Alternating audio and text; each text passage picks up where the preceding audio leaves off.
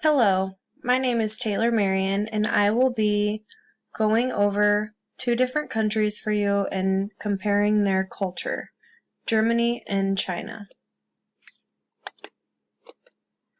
Here is a table of contents of everything I will be going through between each country, Germany and China. The first country that we will be talking about is Germany.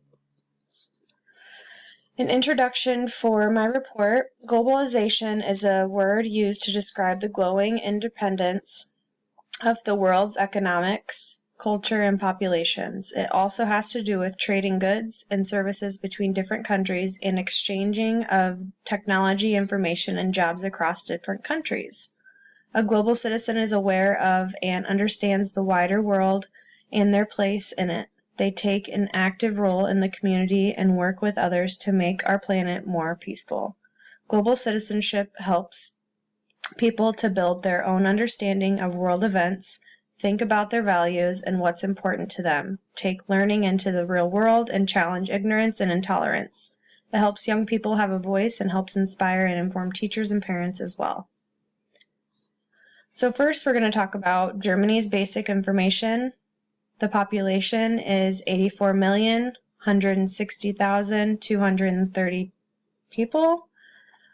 Their languages spoken is normally German, with 95% of the population speaking German as their first language. Exports are vehicles, machinery, chemical goods, electronic products, electrical equipment, pharmaceuticals, transport equipment, basic metals, food production, and rubbers and plastic. Largest city is Berlin, and currency is euros. Germany's culture profile and interview. They value education. Germans typically only smile when they are happy.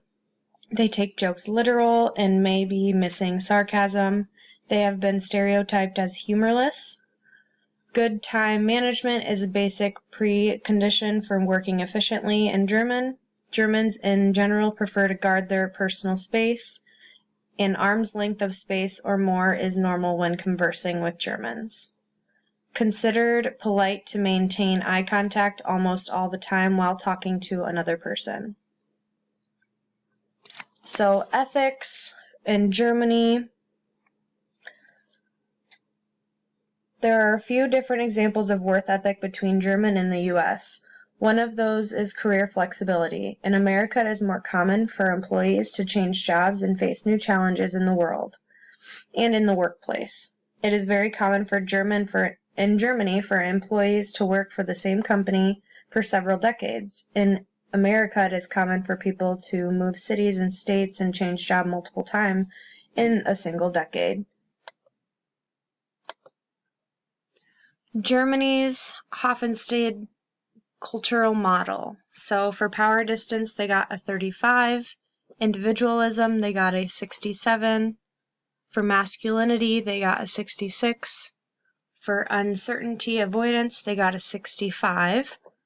For long-term orientation, they got 83. And indulgence, they got 40. Germany's cross-cultural communication. First impressions are very important to Germans when it comes to relationships. Keeping an eye contact is a huge way of showing respect, and they do expect it. Do not expect to reach anyone at work after 5, which I think is very similar to our culture here in the U.S. Germans tend to answer their phone and identify themselves as their last names. Some business etiquette in Germany. Being well and correctly dressed is very important. Casual or sloppy clothes is not appreciated at all. First names are genuinely only used with family and close friends. Germans' handshake is firm and brief, and eye contact is very important, like mentioned before. While being introduced to a woman, wait to see if she extends her hand to you. In formal German business meetings, it is customary for the highest ranking person to enter the room first. When invited to a German's home, it is appropriate to bring a gift of flowers, wine, chocolates, or a small gift. Next, I'll be sharing information about China. China's most spoken language is Mandarin. More than 70% of the Chinese population speak Mandarin. Exports are broadcasting equipment, computers, integrated circuits, office machine parts, and telephones. Largest city is Chongqing. Currency is renminbi.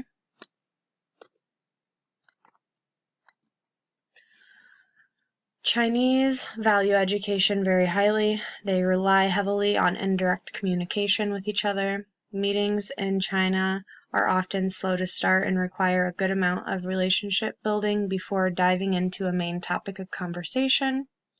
Chinese people don't like contact with someone who isn't their family or intimate friend. People make eye contact when they are typically angry. It is meant to challenge the other person and is a sign of disrespect in Chinese culture.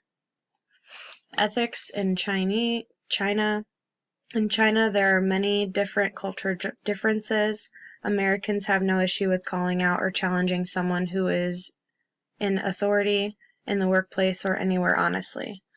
In China, leaders are respected and never challenged. I find this very interesting, and I wish that we were more like that here in the US. Chinese respect all decisions made by people who are above them and will normally not even question their final thought or decision. Here is China's cultural model. Power distance, they got 80. Individualism, 20. Masculinity, 66. Uncertainty avoidance, 30. Long-term orientation, 87. Indulgence, 24. Some cross-cultural communication in China. Chinese people may seem to be avoiding eye contact. This happens while talking to the opposite sex or to strangers. It is also, like mentioned before, a sign of disrespect to some people, especially in the business world. They don't like to talk about their feelings directly and tend to express it more in their facial expressions. Before getting into big discussions, it is better to start with small talk, which I find is the same as in our culture in the US here. Be ready to share your thoughts and opinions in China. Chinese people are very curious to hear what outside culture people think about their culture and country. They will question new faces everywhere you go. Some business etiquette in China. It is considered polite to give your full name, job position, and the place you work for, especially on more formal occasions. When you first meet a Chinese person in a business context, a traditional handshake is sufficient for both men and women. It is common for business meetings to start a bit late or to begin with the serving of hot tea. It is important, especially for foreign business people who value being quick, straightforward, and on time with their meetings. This may be considered rude. Some international businesses in China communicate using email. You will find that throughout most of China, email is not preferred method for communication. Instead, many people download an app called WeChat that is on their mobile device prior to arriving to China. Almost all communication, personal and business, is done through that app. If possible, it is better to keep gifts small and personal. For example, bringing a bottle of wine from a vineyard near your hometown or a special local delicacy would be both simple and personal. For my conclusion, I just want to say that I found this project to be very informational, and I enjoyed researching different countries to find more information out about each.